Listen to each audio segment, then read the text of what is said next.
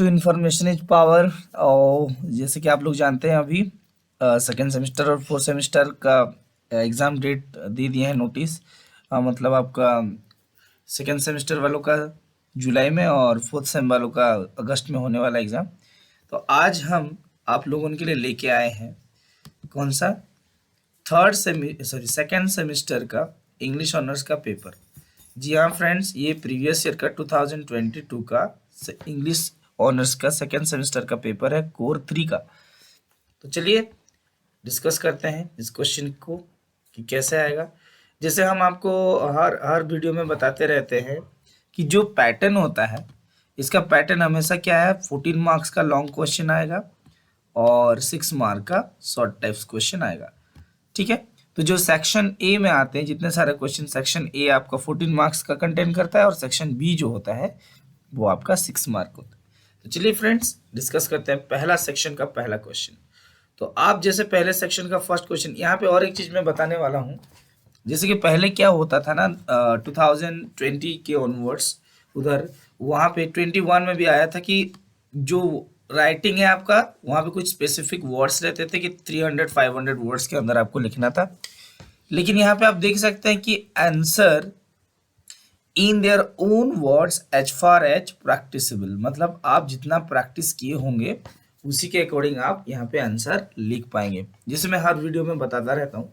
तो आज ये देखिए, ये जो सेक्शन ए का पहला 14 मार्क्स का क्वेश्चन है। 14 मार्क्स मतलब फ्रेंड्स हर पेज का आप 2-2 मार्क करके चलिए, तो 2-2 मार्क्स करके चलेंगे तो मिनिमम आपको 6 से 7 पेज तो लिखना पड़ेगा 14 मार्क्स के लिए। और जैसे देख सकते हैं पहला क्वेश्चन है आपका कि why the age of Pope is called age Augustan age. आपका जो एज ऑफ पोप है, पोप का एज को ऑगस्टन एज क्यों कहा जाता है? Right note on Augustan satire, मतलब ऑगस्टन पीरियड में जितना सटायरिकल राइटिंग था उसी के ऊपर आपको क्या करना है, बनाना है, मतलब आंसर लिखना है आपका। हाँ, तो ये हो गया आपका हिस्टोरिकल ओवरव्यू का क्वेश्चन। हाँ, हिस्टोरिकल ओवरव्यू का क्वेश्चन। नेक्स्ट आते हैं आपका सेकंड जो है, do you think the restoration drama is better known for comedy. यहाँ पे बोल रहा है और क्वेश्चन में देखिए कि आपका जो रिस्टोरेशन ड्रामा है is better known for comedy, उस टाइम का जो ड्रामा था क्या कॉमेडी के ऊपर बेस्ड होता था, है ना। यहाँ पे बोला है कि give reason for your answer, ये बोल रहा है कि give reason for your answer, आपका आंसर क्या होना चाहिए। क्या आप भी सोचते हैं कि जो रिस्टोरेशन पीरियड में ड्रामा था वो कॉमेडी के लिए जाना जाता था या फिर क्या, उसके ऊपर आपको आंसर लिखना है। सेकंड क्वेश्चन पे चलते हैं फ्रेंड्स। ये आ गया आपका vindication of rights to women chapter number 1 का वुलस्टोनक्राफ्ट का। सो आप देख सकते हैं discuss how Mary Wollstonecraft vindicates the rights of women.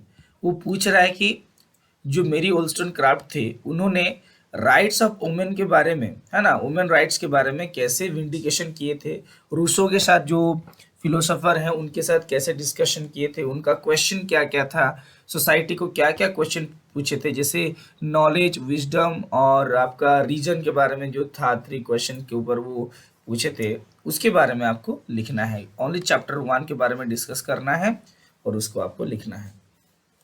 Next इसका और क्वेश्चन में क्या दिया है, वही विंडिकेशन ऑफ राइटिंग के ऊपर ही क्वेश्चन है। देख सकते हैं कि जैसे मैंने देखिए मैं पहले बोला था comment on the plan question is posed by Mary Wollstonecraft. यहाँ पे बोला है कि वो जो क्वेश्चन पूछे थे, कौन सा क्वेश्चन था जो उन्होंने पूछा था रूसो को, उसके बारे में इन्होंने क्वेश्चन आपको एक्सप्लेन करना है कि क्वेश्चन क्या था और क्वेश्चन बोलने का मतलब क्या था। सो फिर नेक्स्ट आते हैं number 3, elucidate the additions prose side and with the reference to essay in your syllabus। आपके सिलेबस के अकॉर्डिंग आपको elucidate करना है एडिशन का प्रोज स्टाइल।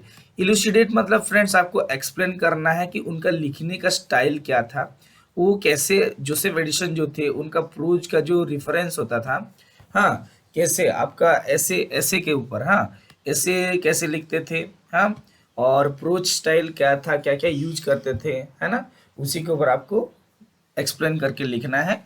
जो आपके सिलेबस है उसी के ऊपर लिखना है, सिलेबस में आप जितना पढ़े उसी के से, उससे ज़्यादा कुछ लिखने का जरूरत नहीं है। फिर नेक्स्ट आते हैं 4th नंबर क्वेश्चन पे। देखिए 4th नंबर क्वेश्चन पे आपका दिया है of learning age of an asset. बोला कि of learning age of an asset it may be declare that it is at once privilege and abundant. ये जो है इसको कहते हैं आपका एनोटेशन टाइप ऑफ क्वेश्चन। तो कहीं ना कहीं से आपको क्या मिलेगा, एक लाइन, एक पैराग्राफ या फिर एक स्टांजा ऐसे दे दिया होगा, है ना।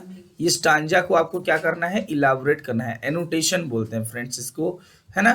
तो टेंशन नहीं लेना है, एनोटेशन कैसे लिखते हैं मैं अपने ही ये चैनल में बता दूंगा, तो आपको टेंशन लेने का जरूरत नहीं है। फिर डिस्कस करते हैं, जैसे देखिए डिस्कस जॉनसन प्रो स्टाइल। उसके बाद है जैसे वहाँ पे जोसेफ एडिशन था, यहाँ पे जॉनसन का, है ना, जॉनसन का प्रो स्टाइल कैसे था, और with reference to the essay and what you have read, मतलब आपका सिलेबस के अंदर। ये क्वेश्चन भी देखिए 2 बार रिपीट हो रहा है।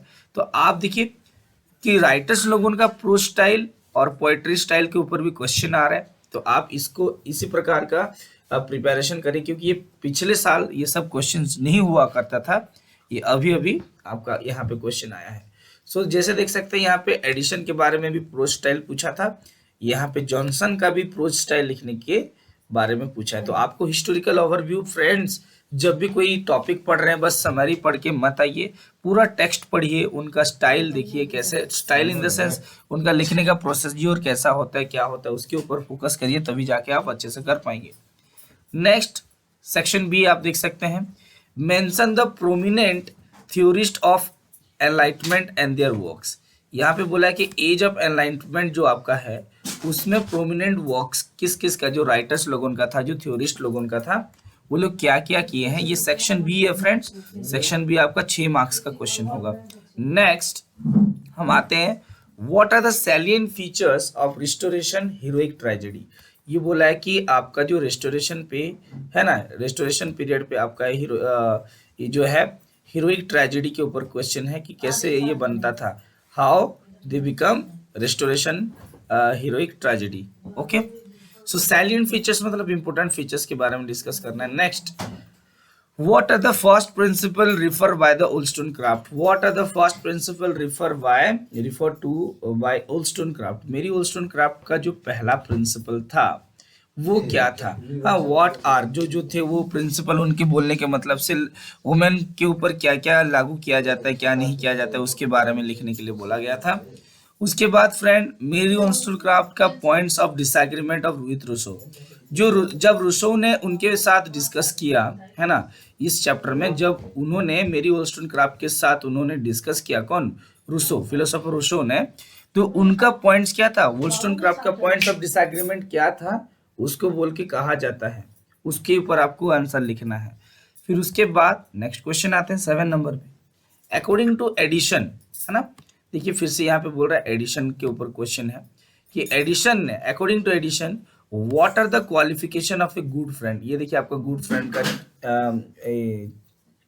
क्वेश्चन है कि एक गुड फ्रेंड होने के लिए, हाँ, एडिशन का पॉइंट ऑफ व्यू के हिसाब से क्या क्या चीज इंपॉर्टेंट होना चाहिए, क्या वो ट्रू होना चाहिए, है ना, लॉयल होना चाहिए, क्या क्या अकॉर्डिंग टू द वो टेक्स्ट के हिसाब से आपको लिखना पड़ेगा। नेक्स्ट उसी का ही क्या है, हाउ डज एडिशन, एडिशन ने गुड नेचर के बारे में क्या डिफाइन किया है। अब गुड नेचर चैप्टर जब पढ़ेंगे, है ना, उसमें उनके अकॉर्डिंग गुड नेचर वाला इंसान किसको कहा जाता है, वो अकॉर्डिंग टू एडिशन उन्होंने कैसे डिफाइन किया है, उसके ऊपर आपको लिखना है, ठीक है। फिर लास्ट क्वेश्चन फ्रेंड्स कि सो मेनी इंटरप्शंस में hinder to the procurement of knowledge. यहाँ पे ही दिया है एक तो, देखिए फिर से जिससे मैंने बोला है, यहाँ पे एक तो फिर से ऐसा लाइन आ गया है ना, ये कहीं से भी आपका लिख सकता है ना, कि सो मेनी इंटरप्शंस में hinder the procurement of knowledge comment, उसके बारे में आपको कमेंट करना है कि अगर आप टेक्स्ट पढ़े होंगे ये कहाँ का है, क्या है, आपको बताना पड़ेगा। फिर comment Johnson's idea to be useful of traveller, narrative of travellers के ऊपर ये जॉनसन कैसे आइडिया दिए थे, क्या क्या इंपॉर्टेंट चीज एक ट्रैवलर के लिए मेंशन करना चाहिए, उसके ऊपर यहाँ लिखा है। तो ठीक है फ्रेंड्स, आज के लिए बस इतना ही। अगर आपको हमारा वीडियो अच्छा लग रहा है तो डेफिनेटली लाइक और शेयर थोड़ा करिए, और अपने दोस्तों को तो डेफिनेटली शेयर करिए, क्योंकि उनको भी ये अगर काम आए तो मैं सोचूंगा कि मैं इतना जो मेहनत कर रहा हूँ कुछ तो काम आ रहा है, मेरे फ्रेंड्स, मेरे भाई लोग, उनको बेनिफिटेड हो पा रहा है। तो इसके साथ साथ फ्रेंड्स, पढ़ने के साथ साथ थोड़ा चैनल को सब्सक्राइब कर दीजिएगा और कमेंट में जरूर लिखिए कि कौन सा सब्जेक्ट का क्वेश्चन आपको चाहिए, तो मैं डेफिनेटली लेके आऊँगा।